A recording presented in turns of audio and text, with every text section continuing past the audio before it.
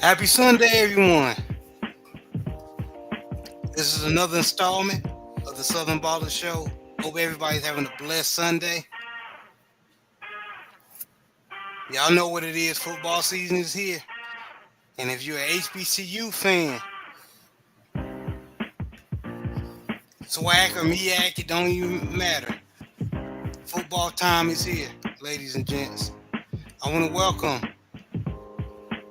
my faithful, can't get no solid as Coach 67 Sports TV, my co-host.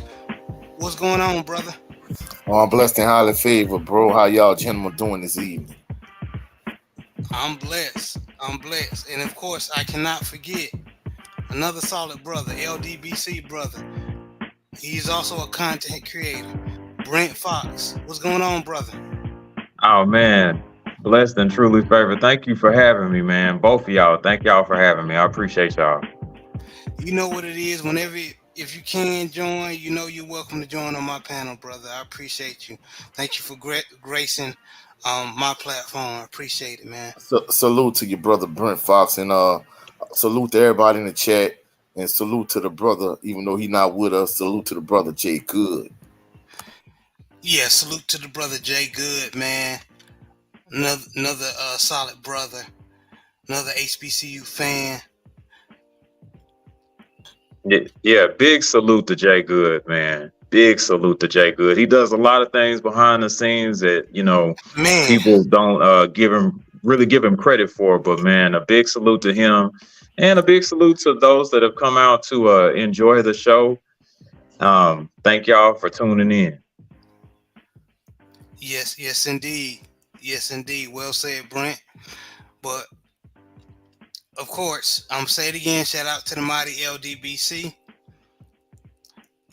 Shout out to all HBCUs. But tonight we're gonna talk about the game that happened yesterday. South Carolina State versus Jackson State game. Man, I want to start off with the show of giving Coach 67 Sports TV his props. On our last show, we predicted how the outcome of the game will be. Even though I picked Jackson State to win 14-7, I thought it was going to be a defensive struggle. I thought both offenses was going to have problem trying to figure out their identity. And as far as Jackson State, boy, was I wrong. Jackson State figured out their identity and knew their game plan and started rolling, man. And South Carolina State couldn't stop it. Matter of fact, I do have a video. And I'm gonna share the highlights. Fair use YouTube. For those who did not see it, and we're gonna eat off that. Coach 67 Sports TV. I know you was out doing other obligations, but we let each other know what's going on when it comes to HBCU stuff or behind the scenes. What's your feedback on this, Coach? Well, bro, I mean, your analysis, it was a good, from a theoretical standpoint, you had a good thought in terms of the way the game will play out, being that it's early in the season. But I knew, based on what I saw on paper, that Jackson State was the much more talented team. And it kind of played out the way I anticipated. And, even though, of course, if you look at the profile pic, you can see I was at a engagement last night. I was at a wedding. And by the time I got home from the wedding, pretty much the game was out of reach. However, is a huge SWAC fan, is a Southern University fan. I just kind of want to look at what I can see in terms of, how would it apply to, the SWACies in particular and just the SWAC overall, and how Southern matches up to Jackson State in 2 weeks. And I'm not going to lie, I was thoroughly impressed. And truthfully speaking, from a talent standpoint, there's no real drop-off from this year's team from last year's team to this year's team. I mean, it's from a talent standpoint, this year's team is comparable to last year's team. They definitely looked like a coach. And I will give myself credit on this. Irv Mulligan was a freight train carrying that ball. You hear me? You know how I raved about that Wofford transfer that Coach T.C. Taylor picked up? How he ran that ball in Wofford out of that triple option that he was in Wofford. He was going to carry that same energy with Jackson State, and boy, did he did. He was their leading running back. J.D. Daniels did not do bad either. J.D. Daniels did a great job running the ball. It was both of them did a great job basically representing the Jackson State Tigers running game. Irv Mulligan carried the ball 11 times, 90 yards. Averaged 8 yards a carry, 1 touchdown. J.D. Martin, 10 yards, or carried the ball 10 times, 45 yards, 4 yards a carry. But the man that I want to really give props that we were all questioning about Jackson State and that quarterback controversy. Well, yesterday there was no controversy. Jason Brown is the starting quarterback. Jason Brown basically tore the Bulldogs up through the air. He was 25 completions, 29 attempts, 356 yards, 3 touchdowns. Ooh. Yes. And this young man in this in the picture in the background, you see, after the game. Is that 2-bit from Power? Oh, that's funny. It might be. I don't know. But shout out to Jason Brown. That young man balled. So shout out to that Virginia Tech transfer. And Rico Powers, one of Coach Prime's recruits, stayed. And he was the high man with 4 receptions, 95 yards, 23 yards, average 23 yards after the catch. Isaiah Spencer. Y'all forgive me if y'all hear my dog in the background. The passing game was on it. And what really impressed me is the 2 tight ends. DJ Stevens had a touchdown. A young man named Jency Riley had a touchdown. And another wide receiver, well, he was wide receiver, not a touchdown, but basically both tight ends scored. So it looked like Jackson State did a great job utilizing their tight ends yesterday. What I want to talk about is defense as well. Now, number 13, Peppers, transfer from Arkansas Pine Bluff. He was all over the field. And Coach 67 and Brent, the man is only 6 foot, 215, but he played bigger than that. He played way bigger than that. He was all over the field, sacking the quarterback, meeting the running backs at the hole. I remember one play I was watching yesterday, they tried to do a counter to the outside. He was there. He stopped all that.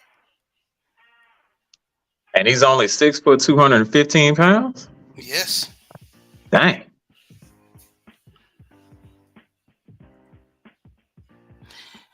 Yes, he stopped all. I mean, that young man balled on the defensive side of the ball. So for those who just want to stop hearing me babble about it, I have the highlights. We're gonna watch and we're gonna chew on it afterwards. Meaning we're gonna conversate afterwards. So give me one moment. I'm about to share screen.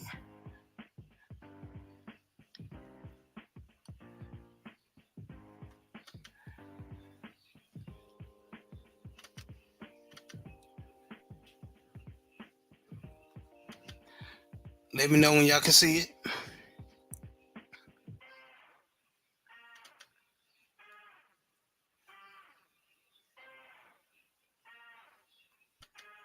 I can see it. Yeah, I can see it also.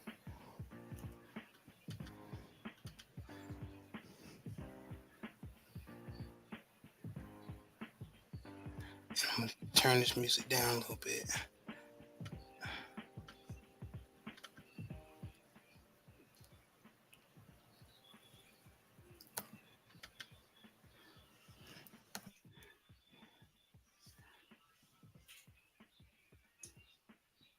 And that's Irv Mulligan, ladies and gents.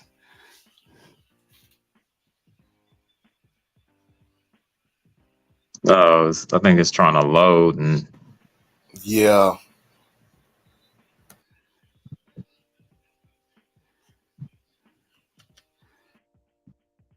okay.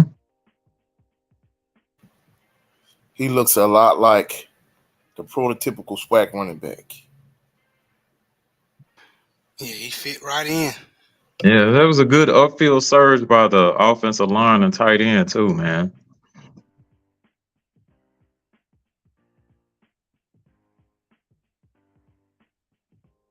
Again, fair use YouTube.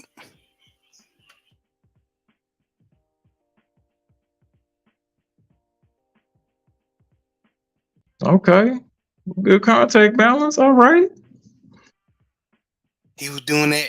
Brent, he was doing that all at Wofford out of that triple option.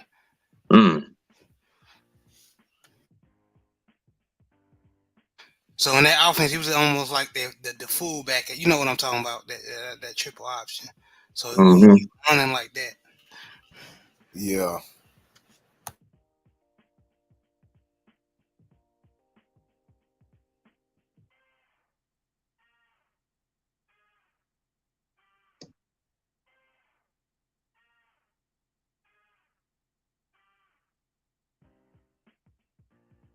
Oh, okay.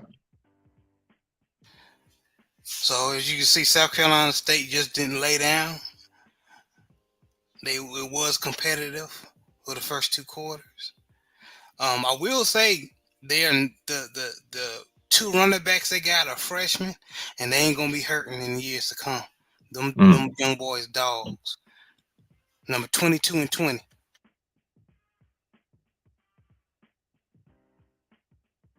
There go Peppers right there, number 13. Man. What SWAC school you see he came from, bro?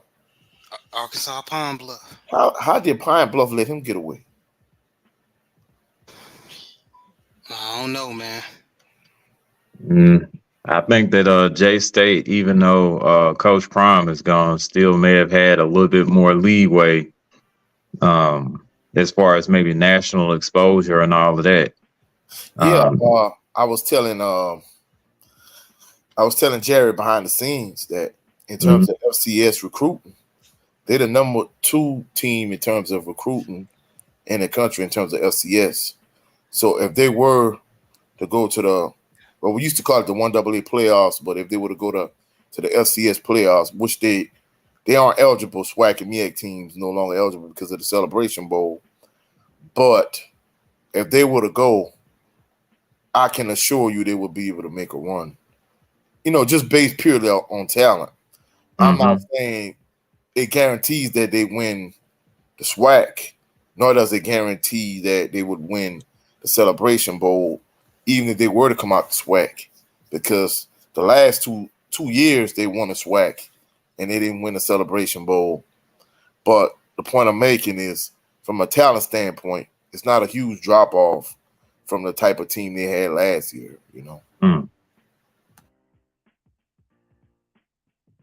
And now, I know, as y'all can see, Jason Brown is on as far as passing the ball down the field. Yeah, I saw that. And Herb Mulligan doing what he does. Get off me. Mm-hmm.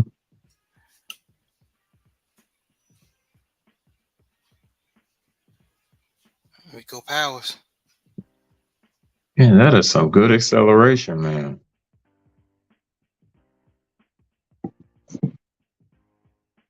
That acceleration is something else.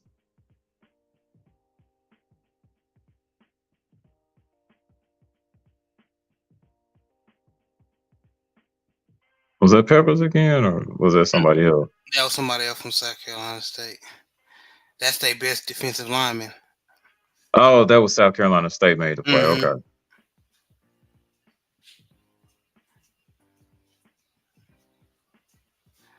And I forgot his name, but I know that's their best defensive lineman. Oh, wait. Okay. TJ Stevens. Them utilizing the tight end. Yeah, they bit hard on that play fake. They lit that running back up, man. They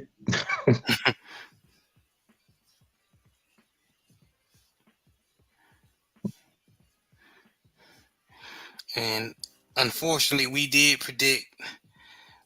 Well, I was hoping Corey Fields would have do better, but he had a rough go of it last night.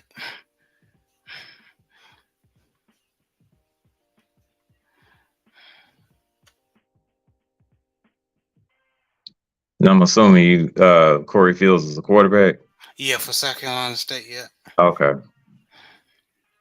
Golly. Oh yeah, they recruited real well, Coach. Yeah. They recruiting class the last couple of years has been pretty good, bro. Golly.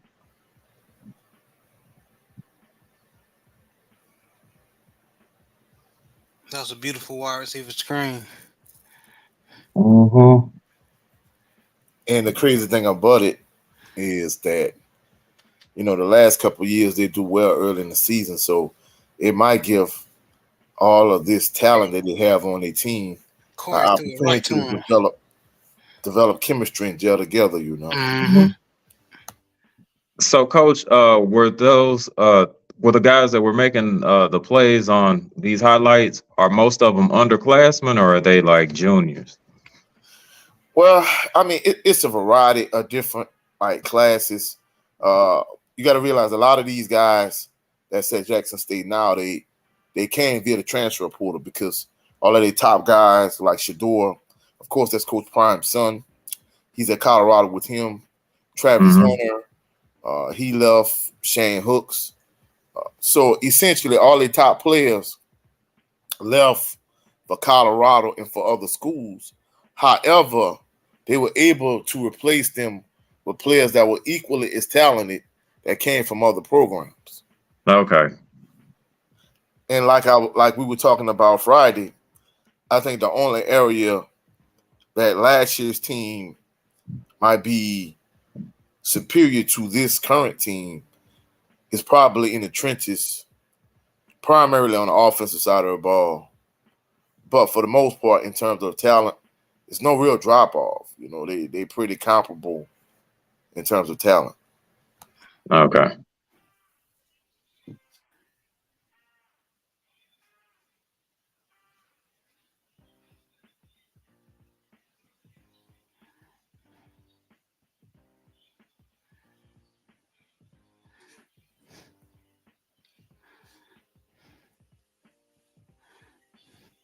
If Corey is consistent, he's dangerous. It's a consistency.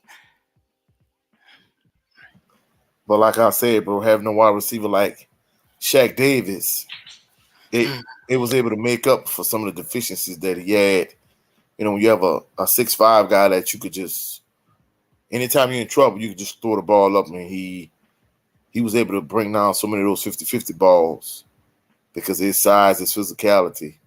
Not having a player of that caliber at your disposal, it hurts you as a quarterback. You actually have to make decisions quicker. You have to go through your progression. You have to make a decision. So from a quarterbacking standpoint, it makes things more, a lot more difficult as a quarterback.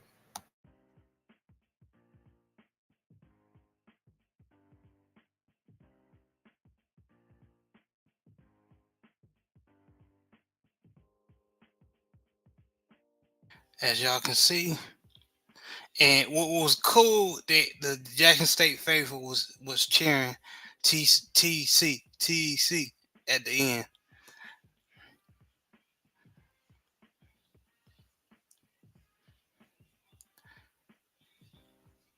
So this was basically a good showing for Jackson State, even though the SWAC can be crazy, like Coach had said before we got on live.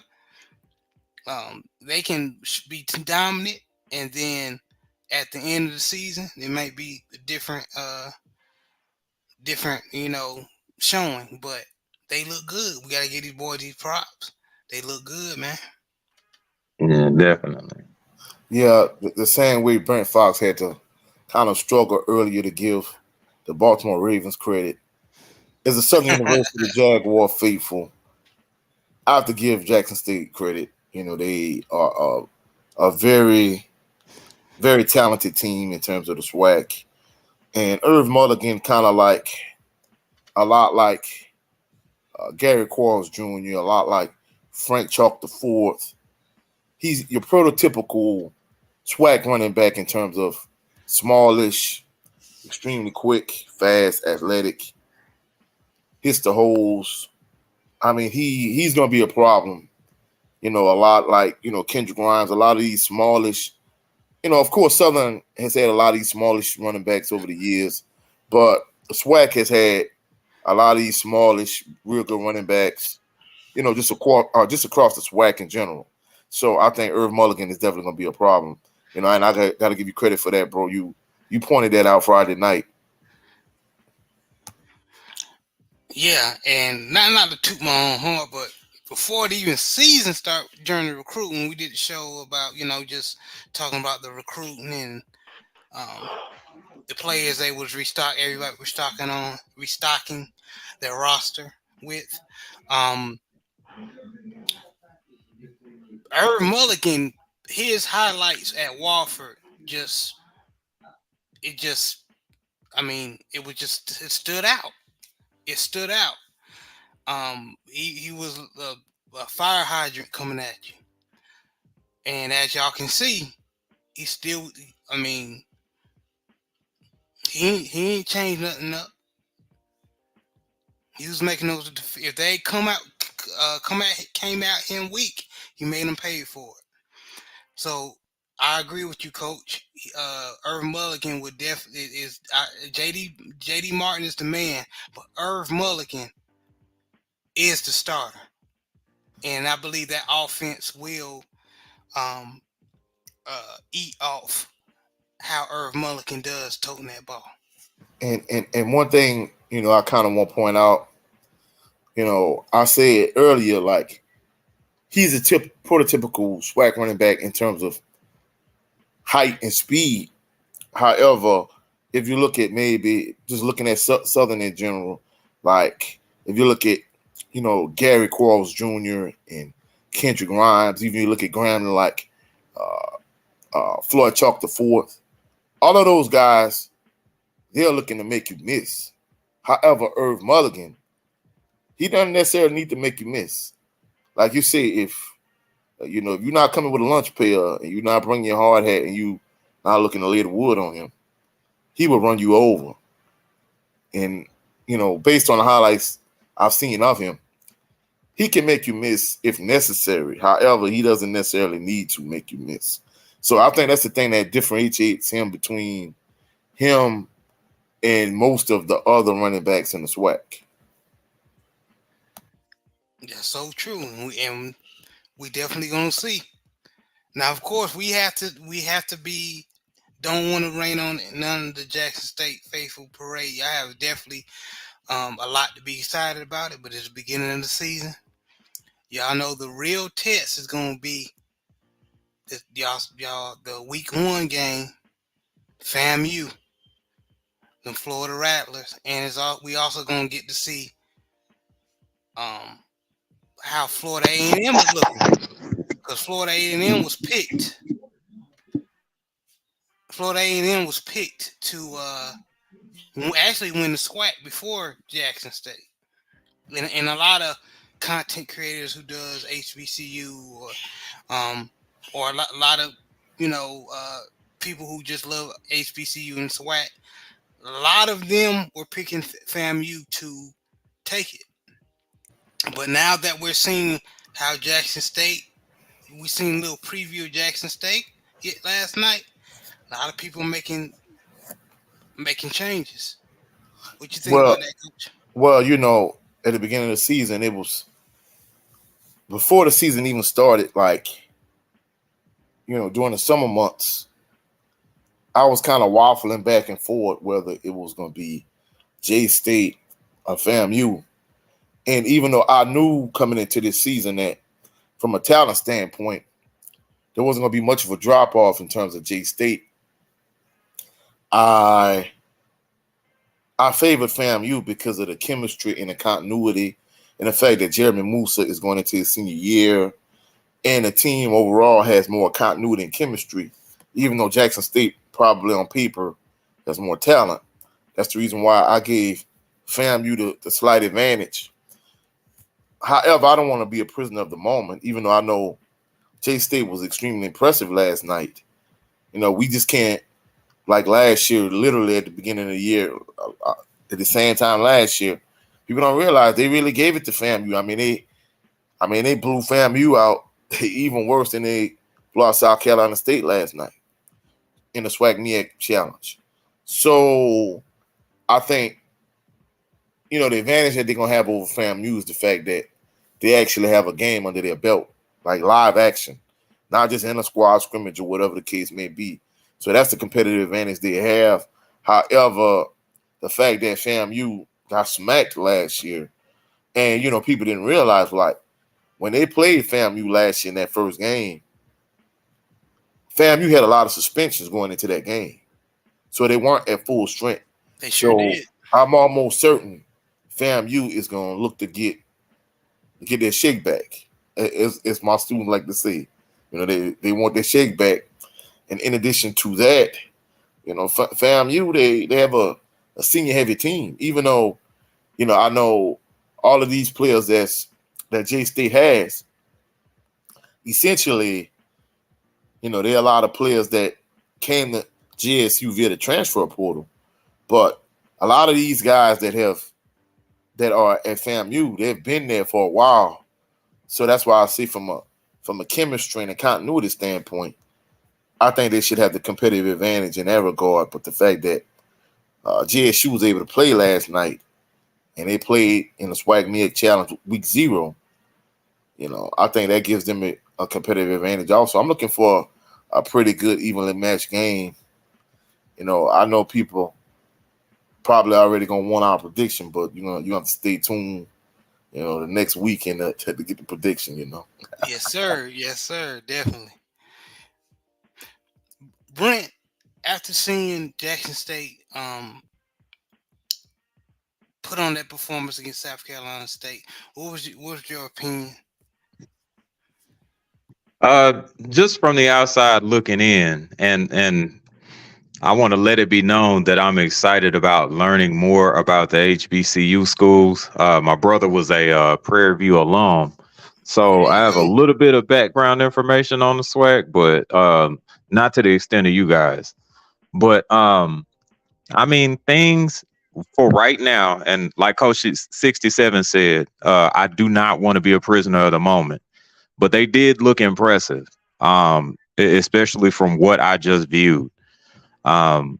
It does not look like they've had any type of significant drop off as far as talent goes. And, on the long run that the running back had, there was a very impressive upfield surge that created a nice seal for him to hit, and he was able to accelerate through almost with no problem.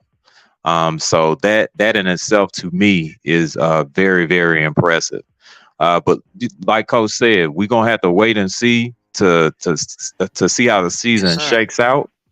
And if they can keep this up. But things AD mean after Dion.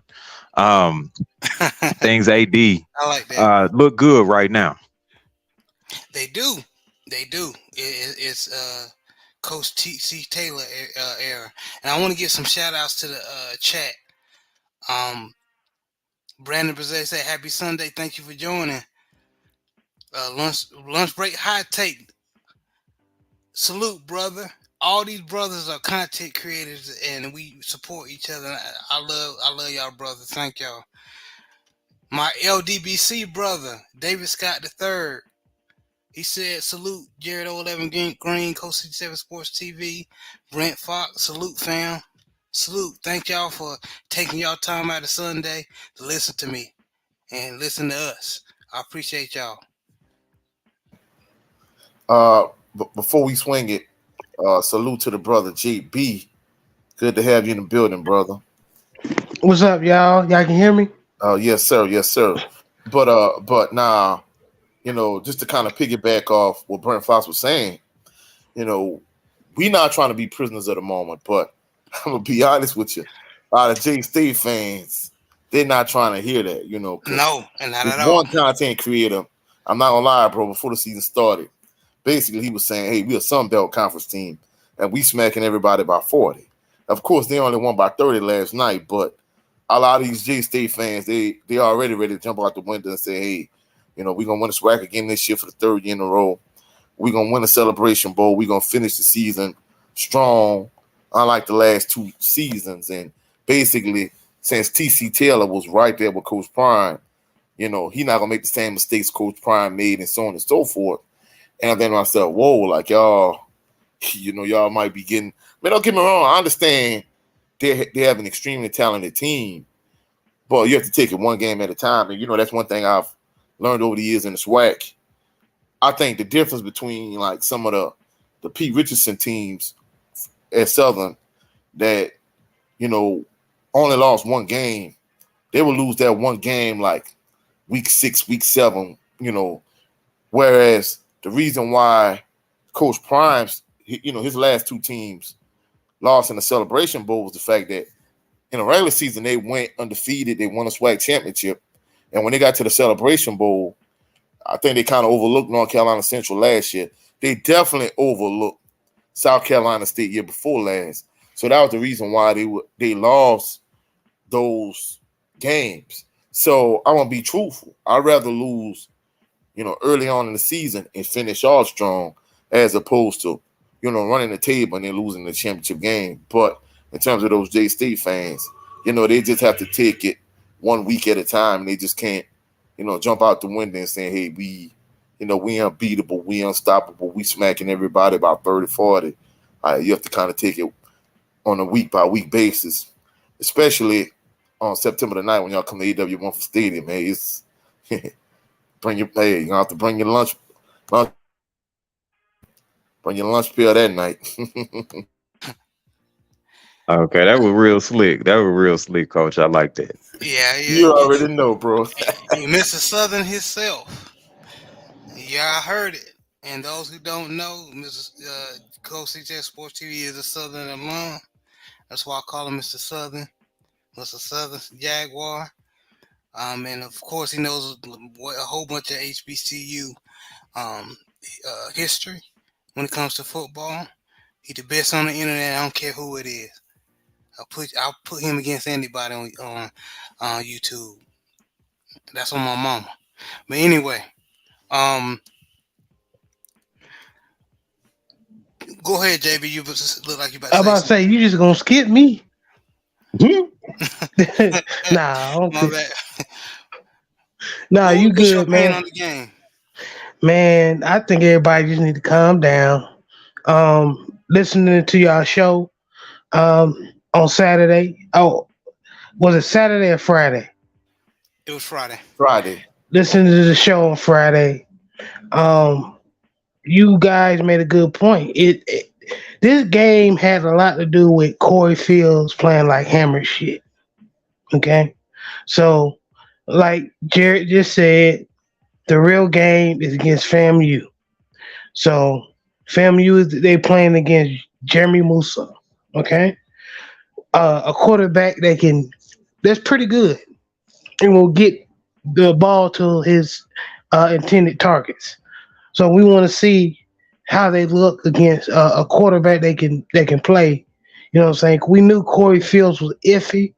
He's pretty decent when he's on, and when he's terrible, he's terrible. And um, was watching him, and then I stopped watching him and looked at my the rest of my Baltimore Ravens preseason games after he was just not getting rid of the ball, second guessing himself. You can tell he was beating up himself, not believing in his talents, and 37-7 in the defense. South Carolina State defense, they were making some plays. It's just the offense couldn't score. And like Yeah. Jared was saying, that the running backs was making some plays too. It's just he let them down as far as his quarterback play. So all my J State fans out there, calm down. You can be excited. First game, you did what you're supposed to do. But next week, FAMU, let's just see what they do against FAMU. You know what I'm saying? If they put the beat down at FAMU, then Oh, yeah, then you can, what I'm saying, make some noise. But um like I said, you and coach kind of called it with this had a lot to do with the Corey Fields play. okay. Good observation. Good observation. Okay. And from the looks of it, if we want to talk about quarterback, Jason Brown, if he plays like this for the majority of the season, coach, he might go ahead and get. I'm gonna put my brakes on this. If he plays like he did against South Carolina State, that's the newcomer of the year right there. Yeah, well, I'm glad you said newcomer of the year and you didn't say SWAC player of the year because I'm almost certain Jeremy Musa and Andrew Body both gonna have something to say Oh in yeah, in regards to that. But like I said, JB made an excellent point. Like I pointed out Friday night, I think Fields no longer having Shaq Davis, just having a big body just to throw the ball up to whenever you're in trouble, bro. That takes a lot of pressure off of you. So that's why I don't want to hammer him too much because not having Shaq Davis last year and at the start of this season, it shows. Shaq Davis. If y'all cut Shaq Davis, something wrong with y'all. Y'all need to fire y'all whoever's in charge of weeding out the talent. Y'all need to fire him. Well, bro, Yeah. I mentioned that Friday night. More than likely, he's going to be the last receiver on the roster because you already, they saying $100 million Michael Thomas. He's back to what he once was. It's too early to tell. Time will tell. And they, of course, Chris Olave was the best receiver they had last year. He's that guy. They drafted A.T. Perry high. So Shaq Davis, he's been playing pretty good football. I expect him to make the team, but if he didn't make it, I wouldn't be shocked because they've made a couple strange moves, not necessarily with the top tier guys, but with the guys that's like the fringe guys that's really on the verge of making a roster. Sometimes Saints organizations tend to make a couple iffy decisions when it comes to players who really should make the roster but weren't drafted or whatever the case may be. But, unless it's glaringly obvious, like Chris Ivory, someone that really deserved to make the roster, unless it's like someone along those lines, sometimes it could kind of be borderline. Yeah, you're right. And also, y'all pray for Isaiah Land. He was carted off the field last night. He's a FAMU uh, hybrid defensive end, outside linebacker type play. He was um, dominant in the SWAC at FAMU. He should have been drafted. So the Dallas Cowboys actually got a cheap prospect player for nothing, but he should have been drafted. I wish my Baltimore Ravens would have drafted him than Latavius Robinson from Ole Miss. Don't get me started on that, but um, y'all just send your prayers for that young man. Hope he's all right. Yeah, prayers up to him. Hopefully he's all right. And shout out to the brother Jay Barr. Yeah, salute to Jay Barr. He said salute the panel in the chat. Salute. But just wrapping up talking about this game, man. This gonna be very it's gonna be a very interesting season. Excited, I can feel it. TC Taylor, I feel like he's gonna do a great job. I think Coach Coach Buddy, he gonna figure it out like he always does. He knows he he even said it on the sideline. He's like he got young players, you know what I mean? And basically they just trying to figure out their identity. And I believe they will. I believe they should win more than 6 or 7 games. But we will see. But I enjoyed watching some HBCU football last night. It was great. It was awesome. Now, fellas, we are going to move on talking about how we felt our teams did in the preseason. You don't have to talk about your team. You can talk about just a team that stood out in the preseason. How they backups look, or how a draft pick looked in the preseason. So we're gonna talk about that. I do want to say, I don't, everybody know I'm a Baltimore Ravens fan. I don't want to start off talking about the Baltimore Ravens. I can leave JB to that. But I do want to give props where props do, and I hate to say it. But of course, we, ain't going to be no friendly stuff when it comes to when we play. But I got to give props to Kenny Pickett and the Pittsburgh Steelers. He looked, I know it's the preseason, but he looked poised. Wait, what? He looks, yeah, Kenny Pickett. The people that were making fun of little hands, Kenny Pickett. Well, little Kenny Pickett is balling. And the Pittsburgh Steelers will be a problem. Now, of course, I want my Baltimore Ravens to beat them, yes. But we gonna have to bring it. We're gonna have to. We like Coach 67 Sports TV said, we're gonna have to bring a hard hat, a lunch pail, everything. It's gonna be overtime. Mike Tomlin, not surprisingly, got the Steelers looking decent. Of course, they haven't played a regular season game yet, but in my opinion, the Steelers look very impressive as far as their backups, as far as everybody knowing their assignments. They looked impressive in the preseason. And that's my take. Coach? I would say that take was some BS. Okay, I knew somebody had to do it. Come on. Well, bro, I'm gonna be honest. Y'all know my take on the preseason. I feel like it's a necessary evil. Truthfully speaking, if I had to pick an NA1 team, of course it wouldn't be an NFL team. It'll be my Southern Jaguars, but even that is a little bit premature.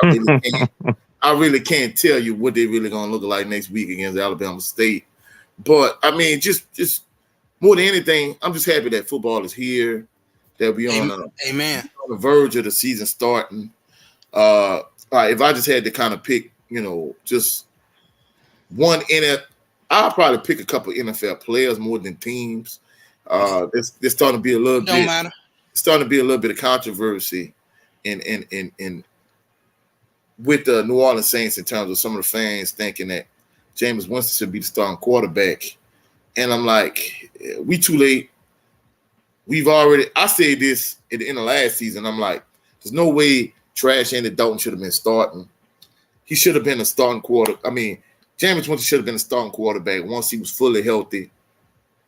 after he recovered from the transverse fracture. He should have been the guy. But, Saints, from what I'm understanding, I was unaware of this, but a lot of Saints players pushed for the Saints to sign Derek Carr, which I was unaware of. So since some of the players were adamant about them getting Derek Carr, certain players were able to restructure contracts just to benefit Derek Carr, which to me is ridiculous. But a lot of the Saints fans already, they were saying, hey, they think Jameis Winston should be the starter. And I'm thinking to myself, it's too late. I mean, they've already given Carr the kind of money they gave him. So they definitely going to roll with him. But to kind of piggyback off what you were saying about Kenny Pickett, I'm going to be honest with you. I was one of those players I'm one of those people that really wasn't a believer, but, just watching him continue to play, I got to admit I was kind of wrong about him. He's better than I thought he was. And one last thing I need to point out, I mean, I know they got Cowboy fans all over the country, but God, though, that's a lot of stars on here. I'm going to be truthful. I know you might not want to hear it, but you need to replace, even though I'm not as big on them either, you need to replace a couple of those stars with some Steeler logos because just as many Cowboys fans across the country. I'm not going to lie, I live here in South Louisiana, and I'll probably say the third of the people are Saints fans, a third of the fans are Cowboy fans, and a third of the fans are Steeler fans. So you're going to need to replace a couple of those Cowboy stars with Steeler emblems, No wonder there's Well, you heard it here first. What'd you say, JB? I said, no wonder there's crime in the city. Oh, you funny. If there was a yard bird on the side of everybody's helmet, I think the crime rate would still go up. They try to beat Baltimore and wherever they at. I was just going on the statistics coach is saying. I'm just saying. That's okay. I'm gonna still give y'all props when it's my turn. Don't worry. Somebody said, David Scott said, take, and he agree with you. He said that what I said was BS. Hey, I gotta give. As far as the eye test, they look good, man. Man, in all seriousness, man, I already know what I said. As long as Mike Tomlin is head coaching at 18, the Steelers are gonna be competitive.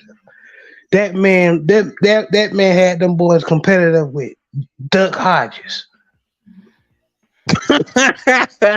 You right about that. You right. So that's coaching for your ass right there. Yeah, you definitely right. Yeah, you right about that one. Devlin Hodges, but Brent, who impressed you during the preseason? It could be an individual play or a team, or it don't matter. Okay. JB, I think that you would be happy to hear this one. I have actually discussed this with both Coach 67 and your brother. I think my impressive player for the preseason is none other than Zay Flowers, wide receiver for the Baltimore Ravens. He is very, very impressive.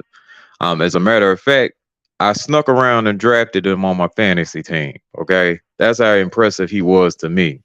I think that he's probably going to have a big year. I think that so many people are probably going to be paying attention to Odell Beckham, and also they're probably going to take a look at Bateman too. That I think Flowers is just probably with his route running and his more importantly his acceleration and burst, along with that speed that he's got. I think that he's going to give a lot of people, including us, some problems. All I gotta say, don't put Jerry Porter Jr. on him. But because Pickens was giving Jerry Porter Jr. the business in practice, boy. Well, I mean, he makes acrobatic catches like that all the time, and there's not very many other people that are going to do something like that to him anyway. But it's good for him though, because if he's playing the best and he gets out there with guys that are, guys that are not like that, then he's going to be more successful. Be lost. Yeah, definitely. He's just growing pains. David Scott said, I got 2 childhood friends that are Steelers fans. I respect I have respect for the Steelers. Yeah, absolutely. All respect. Yeah, definitely. You gotta respect the Steelers. You got to, even though if you don't want to. JB, what's a team or individual that you was impressed with in the preseason? None of them. I was just playing. What team that I was really impressed with? Um,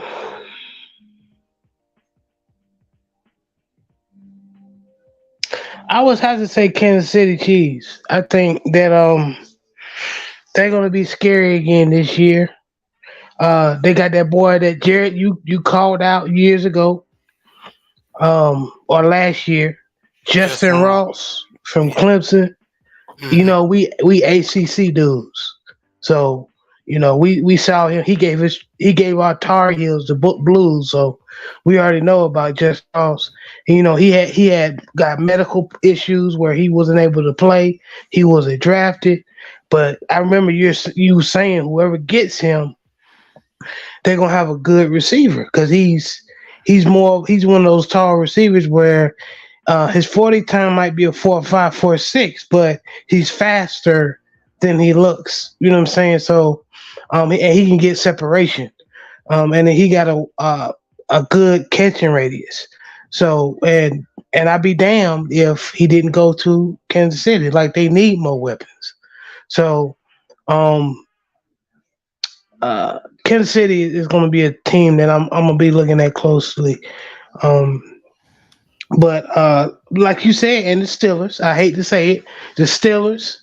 Uh, I was sneaking and spying on their preseason games, and when Kenny Pickett was in, he drove him down the field.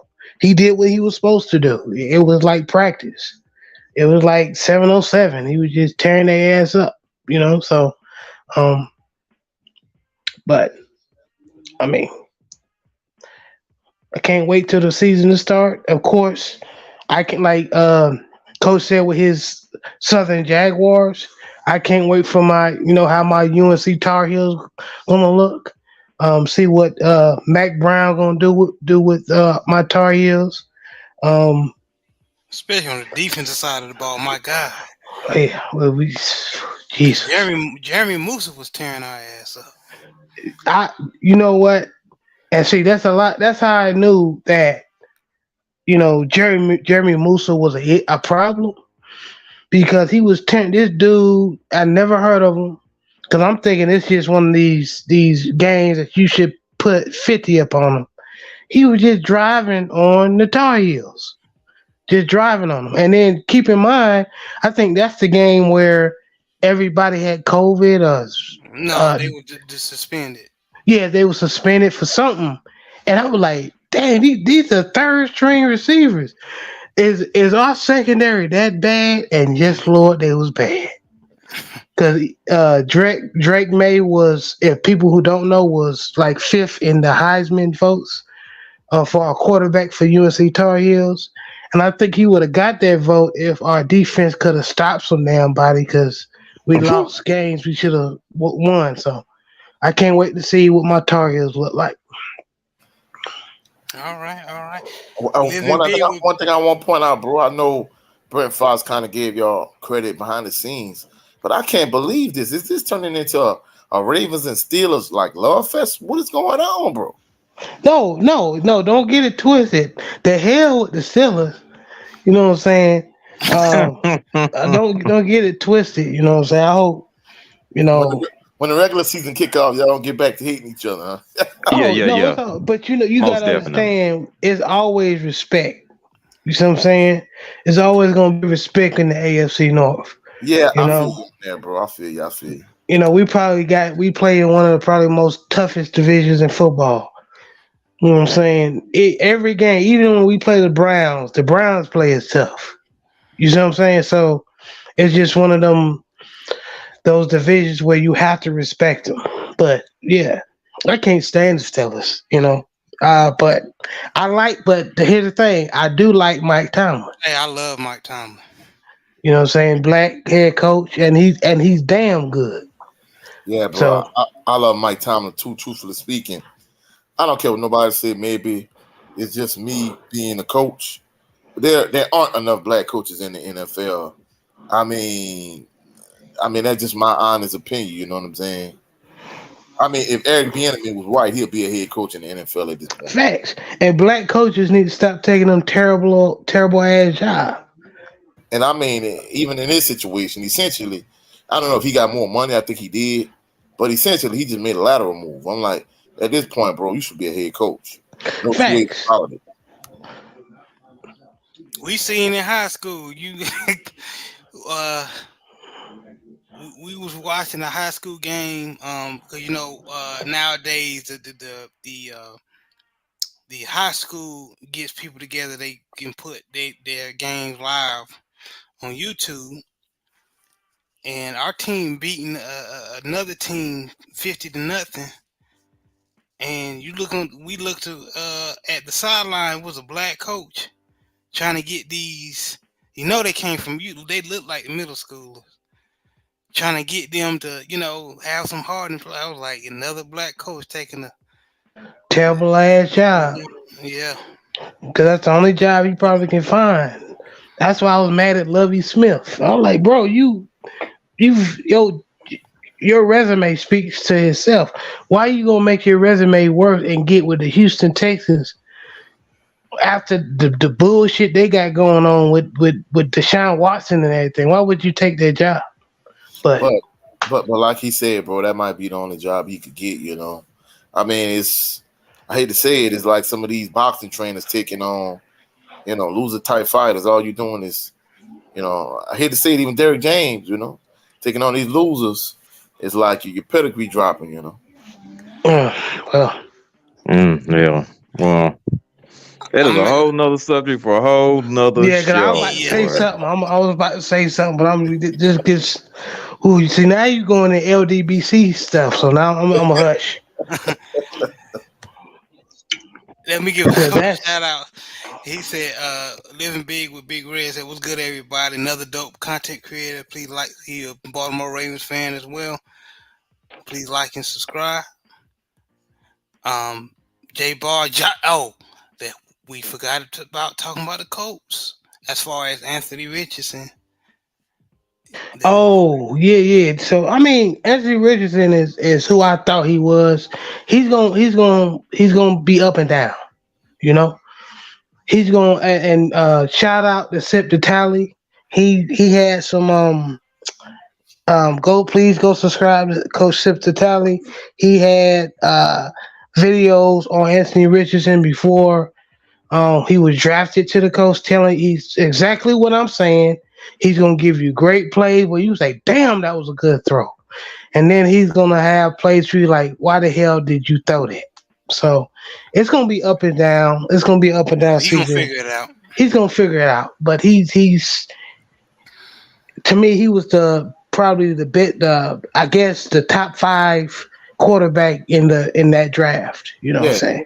In terms of talent. So how do y'all feel about that? Y'all feel a rookie quarterback, if you draft him, how you feel he should play right away? Of course. You should sit him a year. You should sit him a year to see what he's going to do. Me personally, go ahead, Coach.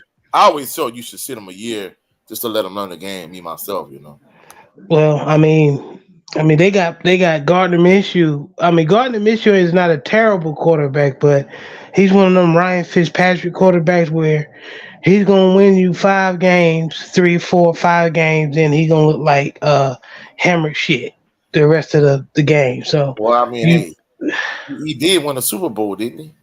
Oh no, you thinking about Nick Foles? Nick Foles. I'm sorry. I don't know what happened to Nick Foles. Maybe that was just the system he was in Philly. Because after he left Philly, he was garbage. He took the job at for the Colts, and he just looked like, oh my god, like dang. Hold on. And him and Minshew was in Jacksonville together. I think yep. And then Foles had the starting job at first. He got hurt, and then that's when Minshew came in. Mm-hmm.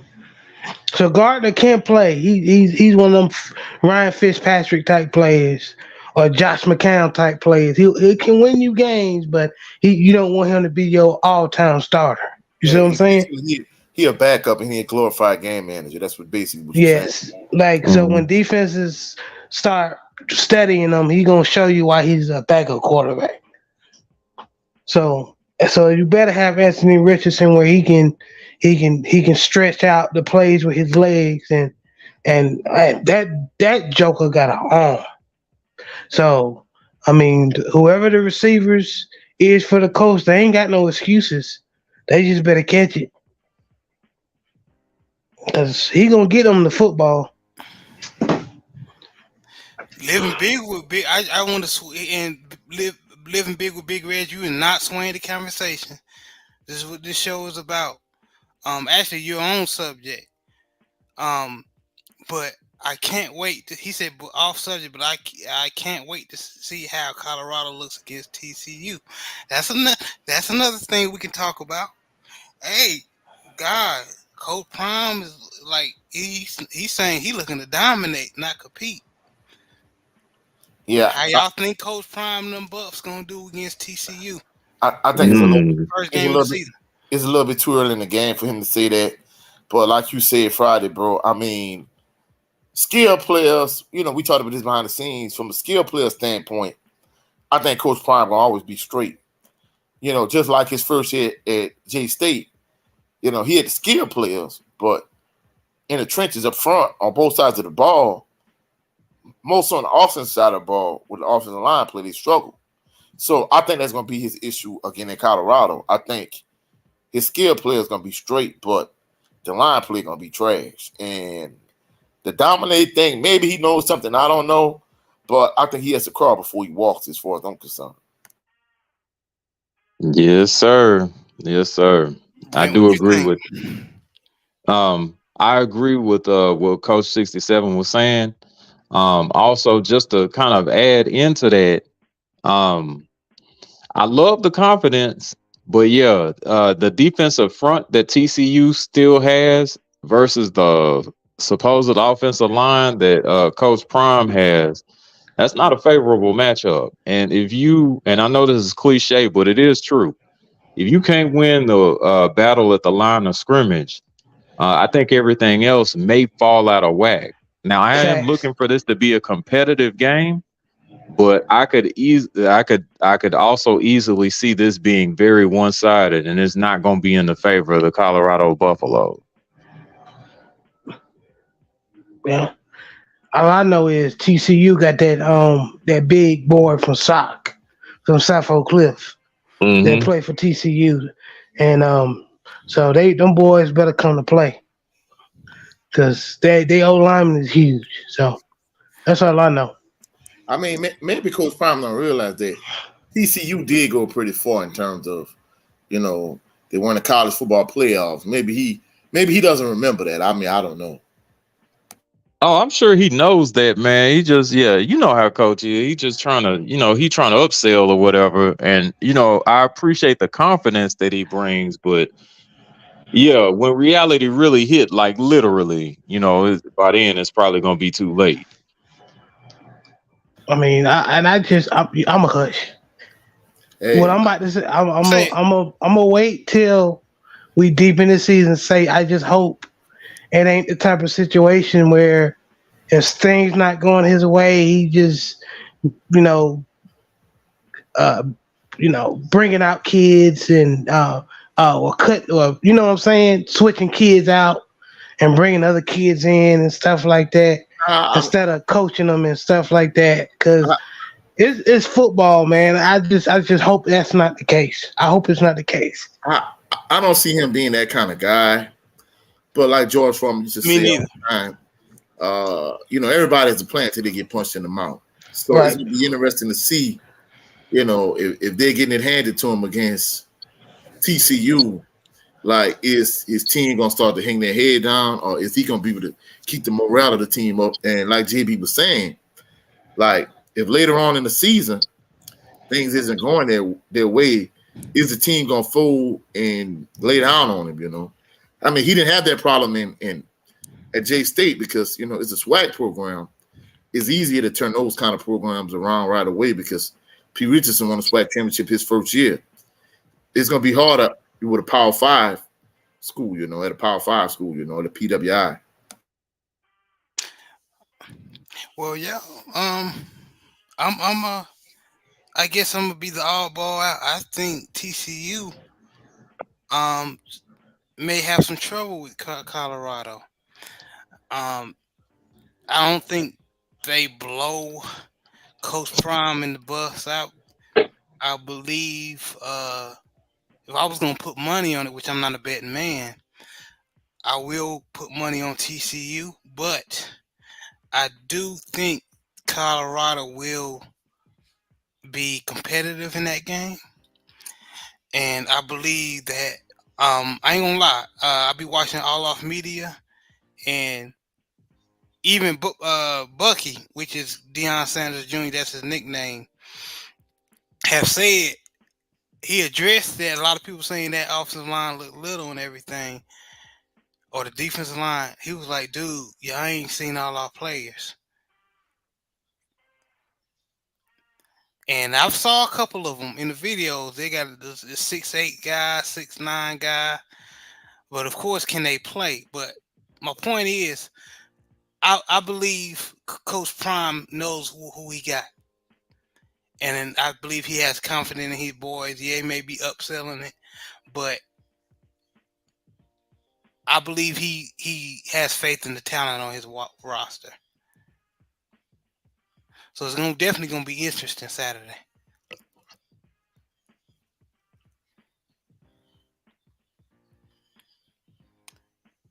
Yes, sir. I can't wait to see that. And hopefully I am wrong and it is very competitive, man. But yeah, nonetheless, I'd love to see it. Yeah, and what's so great about this channel, man, this show, man, all of us, man, we're not scared to be wrong. We just say what we feel, say what we think, and if we right, we right. We wrong, we wrong. So we just wait and see. But before we forget, since we shouting people out, man, shout out to my boy Malik Willis. He looks so much better. I remember last year for Tennessee, everybody wrote him off, and this is goes into Coach Point sitting out for a year. Of course, he couldn't sit out the year because Tannehill got hurt, so he got he got pushed into the flames. So everybody was calling him trash and garbage. He looks so much better, way better than Will Levis. You know what I'm saying? Way better than Will Levis. I swear I was confused why they even draft him. But so I just want to shout out to Malik Willis, man. Just keep doing your thing, bro. They do that to black quarterbacks. Hey, David Scott III got a point. Does TCU even have a good quarterback this year? Because Max Duggan, I think, was drafted, right? Yeah. So who's going to be the quarterback at TCU? So it's going to be interesting. Yeah, I'm gonna have to Max look that Duggan one up. boy is in the NFL. He playing with the Charger. Yeah.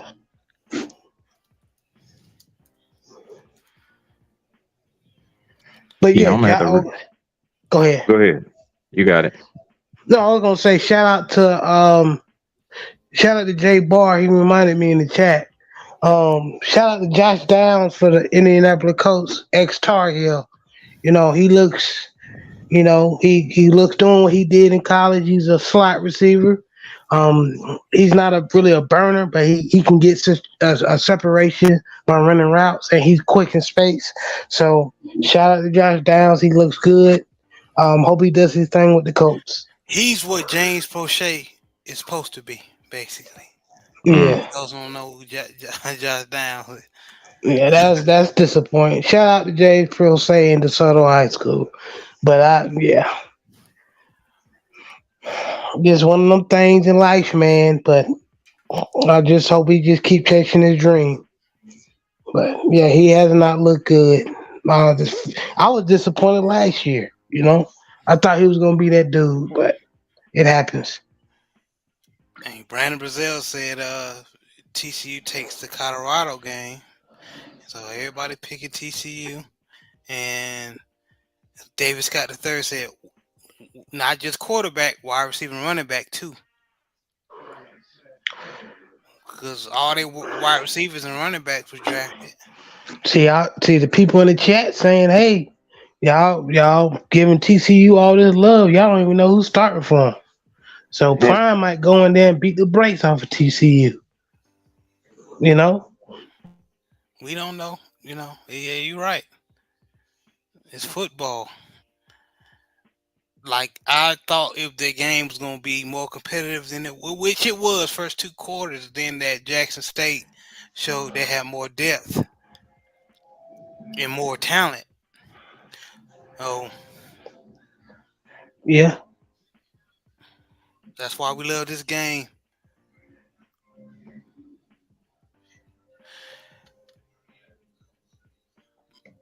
Brandon said Colorado hasn't had a full off season of recruitment yet.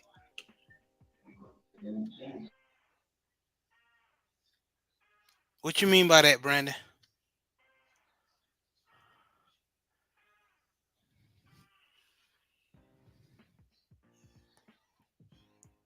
Yeah, I'm eager to know what you mean by that.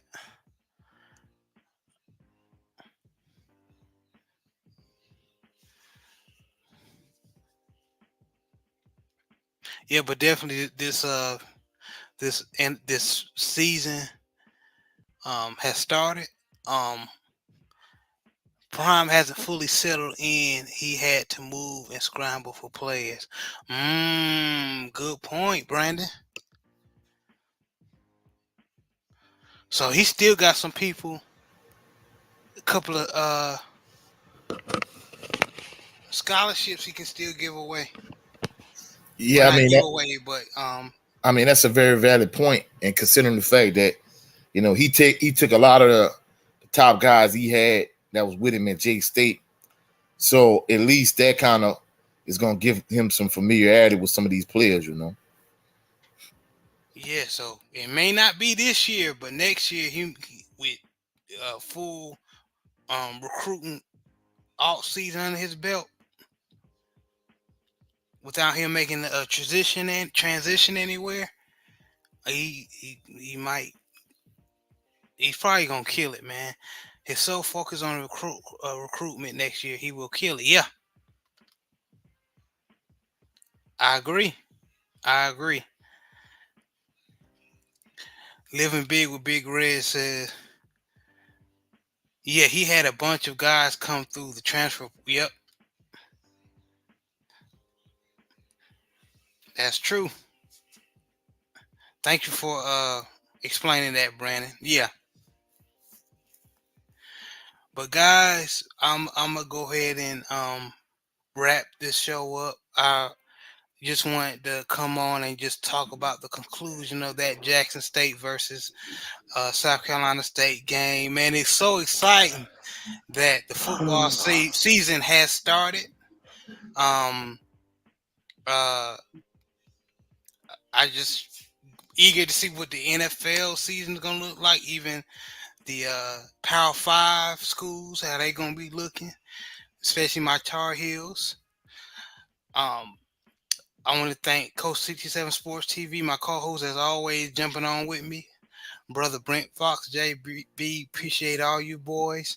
Starting with Coach, let everybody know where they can meet you and see. Well, you can catch me at Coach 67 Sports TV on all social media platforms, on Instagram, on Twitter, on TikTok. However, primarily here on YouTube, and I have a video I dropped last night after I attended the wedding, talking about how basically last week how Southern did in terms of the inter squad scrimmage, and also in terms of looking forward to them playing next Saturday against Alabama State. I'm gonna kind of dive further into that as the week progresses, but That was the video I dropped last night. So if y'all have not done so, check it out for me. Y'all have a blessed weekend. Hopefully I'm coming down with nothing. But y'all have a blessed weekend, everyone. Yeah, I All hope right. not. Brent Fox, tell everybody where they can meet you and see you. All right. Well, you all can meet me and see me on my new channel. It's just me, Brent Fox. I'm usually on late Thursday evenings, probably around maybe 10, around 10 p.m. Central Standard. I have moved the show to Friday on occasion due to like work schedule, things of that nature. But I'll always give you a notification to kind of let you know, or do a short or something like that to kind of indicate that. But yeah, you can find me on It's Just Me with hosted by Brent Fox Thursday evenings on YouTube. Great stuff about both of these men. Please like and subscribe and support these brothers.